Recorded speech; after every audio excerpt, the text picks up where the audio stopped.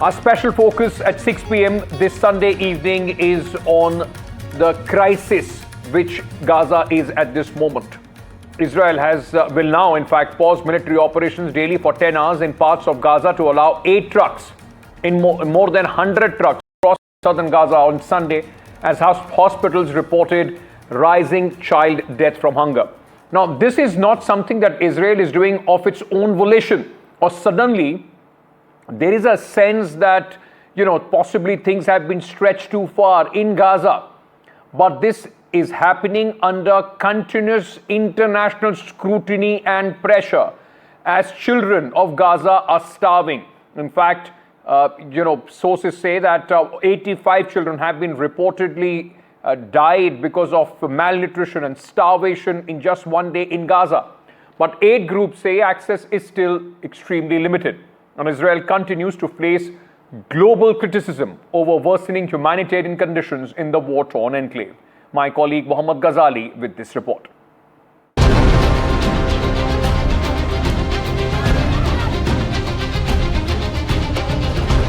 After months of blocking aid into the Gaza Strip, there is finally a sliver of hope. The Israeli military has begun airdropping humanitarian aid and announced that it will now allow the United Nations to move aid trucks into Gaza.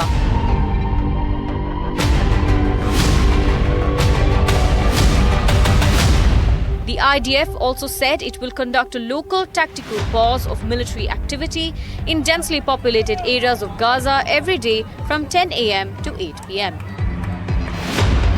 Despite these moves, the IDF maintains that there is no famine in Gaza, a claim sharply contested by global aid groups. The decision follows mounting international pressure, with multiple aid organizations accusing Israel of weaponizing starvation against Gaza's civilian population. Well, this is a start, but we need to make sure that people who are innocent, including the young boy who people will have seen that image of, just breaks your heart. A 1-year-old boy is not a Hamas fighter, and the civilian casualties and death in Gaza is completely unacceptable. It's completely indefensible. My government has been very consistent in calling for a ceasefire. We've been consistent on calling out the terrorists in Hamas and saying that the hostages should be released.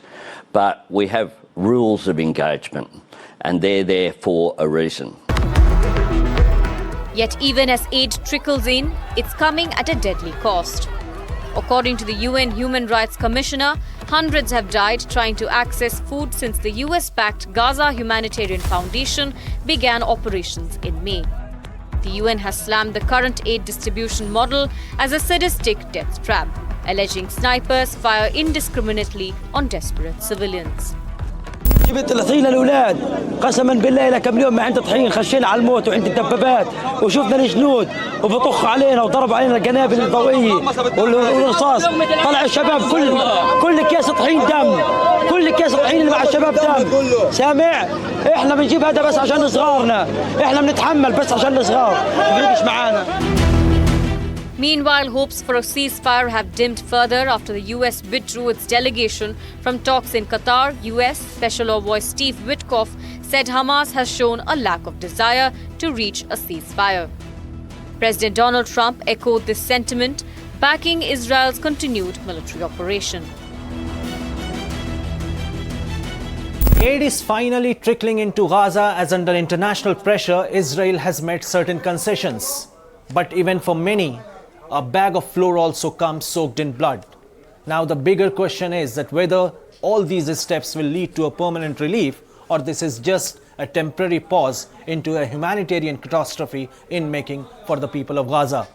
In Delhi, Mohammad Ghazali for NDTV.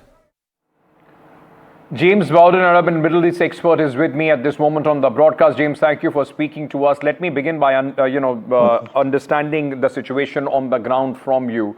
It's not, as I said, that Israel is doing this of their own volition. And how much can this be trusted that there would be uninterrupted, at least, this aid being distributed among the starving Gazans? Because the fact remains that we have seen day in, day out, every time the aid trucks come in, that results in deaths of many Palestinians.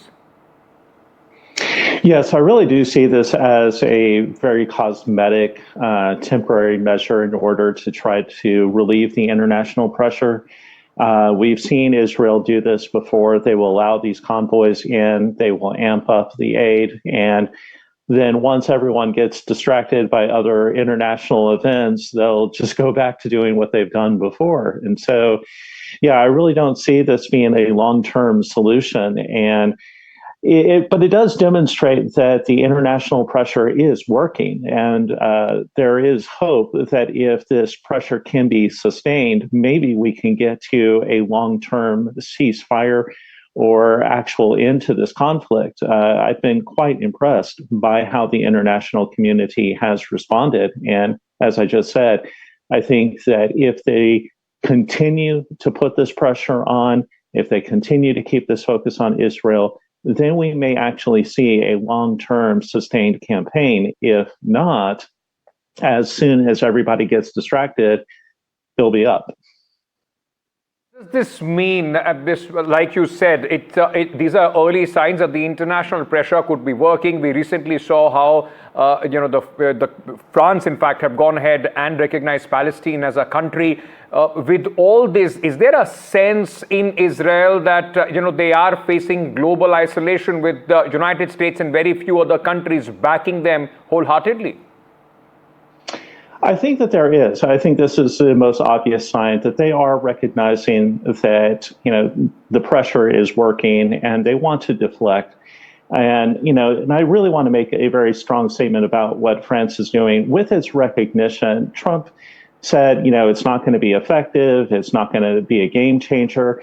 But actually, I think maybe it will be. At minimum, if Palestine is officially recognized as a state in September, then Palestine would be able to make an independent request for financial aid, for food aid, maybe even possibly troops. We've seen France respond many times, especially in Africa, to requests from countries that they used to be a colony of France to have troops in there. And so I think that there might actually be a real difference made if this recognition goes through. So that's why I say we need to continue the international pressure and focus.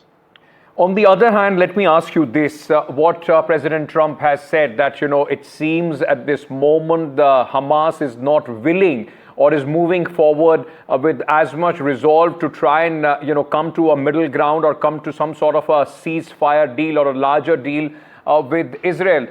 Do you see now this big, the talks or any sort of negotiations completely off the table?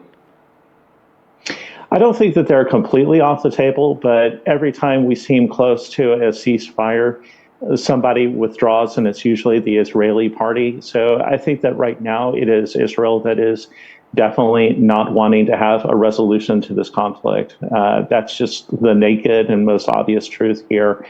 And it was really shocking and disappointing to hear that the Israeli team was pulled out for consultations, all the way back to Israel, in an age in which we are doing this, having this conversation by cell phone and by video, and we have so many communication channels. It really is just the height of irresponsibility to say that you have to send a team all the way back to Israel for consultation. So it becomes a word game for we're pulling out because we're getting too close to some kind of breakthrough. All right, James, thank you so much for speaking to us on this story. Very important. We'll keep a close eye on this. Remember, like you heard some sound bites as well, children, 17,400 children have been dead. Are they also Hamas fighters is the question that not just Israel, but the entire world will have to ask themselves.